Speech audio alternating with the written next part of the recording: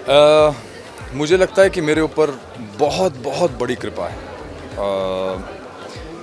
भगवान महाकाल की। तो क्योंकि मैं उनको समर्पित हूँ और मुझे ऐसा लगता है कि मेरा जीवन महाकाल ही चला रहे हैं। और इतने सालों से मैं समर्पित हूँ और जैसे जैसे मैंने अपने जीवन में अपने अंदर और अपने आसपास जिस तरह के बदलाव देखे हैं, महसूस किए हैं, और आज मैं जो भी हूँ, जहाँ भी हूँ, चाहे वो आंतरिक रूप से हो या बाहर के तरफ से, मुझे ऐसा लगता है कि सब कुछ उनकी गाइडेंस से हुआ है। तो मुझे ऐसा लगता है कि महाकाल मुझे उंगली पकड़ के चलाते हैं। तो आज ये समय जो है श्रावण का, और इसी समय में मेरा जन्मदिन आना, इसी समय में अधिक मास लगना, और उसी समय में मुझे मेरे गुरुदेव का ये कहना कि आप जैसे हैं आप उस तरह से ही अपना जन्मदिन मनाइए। तो मैंने कहा यार, इससे बढ़िया कोई थॉट नहीं हो सकता, कोई आइडिया नहीं हो सकता है।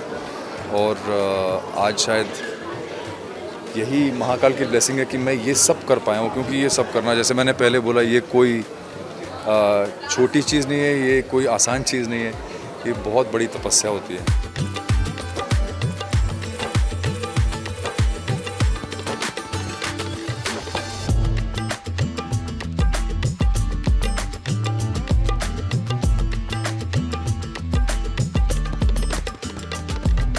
आपने देखा, मैंने आज 21 ब्राह्मणों के साथ मैंने महारुद्राभिषेक किया है।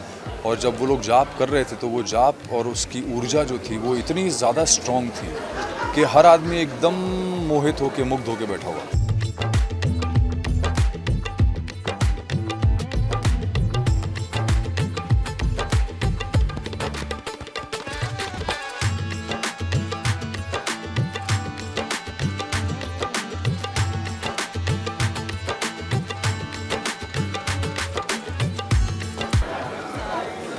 जन्मदिन पे तो जन्मदिन की शुभकामनाएं ही दी जाती हैं। और ये सही बताऊं तो ये कुछ नया नहीं है। ये लोगों को शायद अनूठा लग रहा हो, लेकिन बचपन से हम लोगों के जन्मदिन जब मनाए जाते थे तो पूजा ही होती थी घर में। रुद्राभिषेक ना होता हो, लेकिन पूजा ही हुआ करती थी, हवन वगैरह होता था। और ये एक बड़ा नेचुरल एक वो था फिनोमेनन।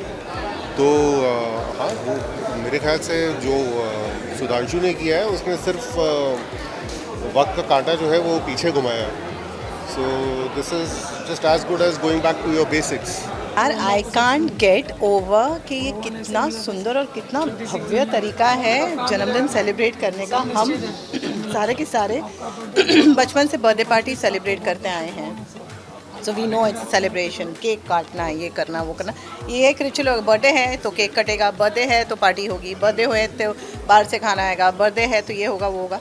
लेकिन जिस तरह से ये Rudra Abhishek, and I am a big bhakt of Mahakal, I think it is a very very beautiful thing to do, है ना। मैंने अभी कहा कि वही के एक्टर होते हैं वो बहुत बड़ी ग्रैंड पार्टी करते हैं, शो शाह दिखाते हैं, या अपने दोस्तों के साथ गोवा चले जाते हैं, कोई फॉरेन टूर करते हैं। बहुत ये पांडे ही सोच सकता है, इस तरह से महाकाल का भक्त है।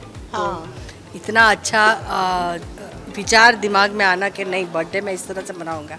और पता है ये रुद्र अभिषेक हर कोई नहीं कर पाता। जैसे कि मुझे मेरे बेटे के लिए बहुत दिनों से रुद्र अभिषेक कराने का बहुत मन है, लेकिन somehow it's not happening, it's not materialising. Somehow कुछ हो रहा है। तो ये जब तक महाकाल की कृपा नहीं होती, आप नहीं कर पाते हो इस तरह का यज्ञ, इस तरह का अभिषेक महादेव का। So it is, I think, it's such a beautiful, blessed feeling, and it's just very beautiful, yeah. Sudhanshu को बचपन से ही जानती हूँ, मतलब हमारी सबकी शुरुआत एक साथ हुई थी। So we been friends forever, more than 20 years।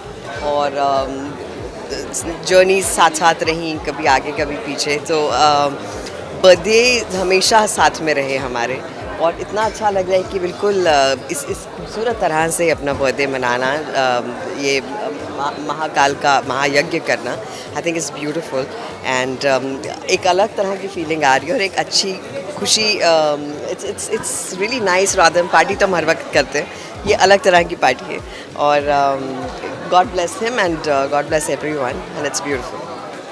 सब कुछ बहुत अच्छा है। नोइंग सुधांशु और श्रावण में उनका बर्थडे है एंड वो महादेव के इतने बड़े भक्त हैं, तो डेफिनेटली मुझे पता था कि कुछ ऐसे ही वो करेंगे। वो ऐसे ही नॉर्मल इसमें इतना पूजा पाठ और सब करते हैं, तो यू नो बर्थडे के वक्त श्रावण शुरू हुआ है तो वो तो डेफिनेटली महारुद्र अभिषेक उन्होंने जो किया है, मुझे तो बहुत अच्छा लगा, बहुत अच्छा लगा।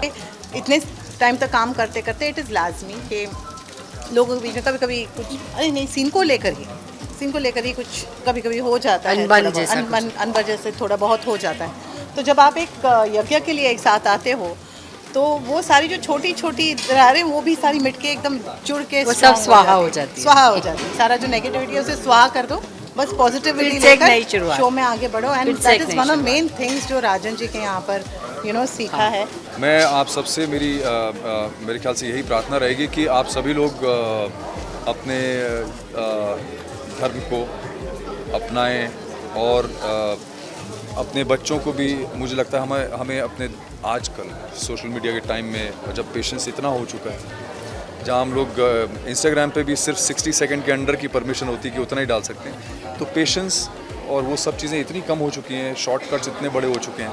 तो आई थिंक हम सबको अपने बच्चों को संस्कृति, धर्म ये सब सिखाना चाहिए ताकि बच्चे हमारे जागरूक हों और हमारी आने वाली जनरेशन्स जो हैं वो बहुत पावरफुल निकलें and not very weak and dependent on all the technology that we have. और वो धर्म से ही बढ़ सकती है, धर्म से ही पॉसिबल, धर्म से ही बढ़ सकती है। तो जन्मदिन ऐसे मनाओ जैसे सुधांशु जी ने मनाया। इन्होंने एक नया इतिहास बनाया कि अपने बच्चों का और अपना जन्मदिन ऐसे होना चाहिए। बाकी पार्टी वार्टी आप पूरा साल करते रहो।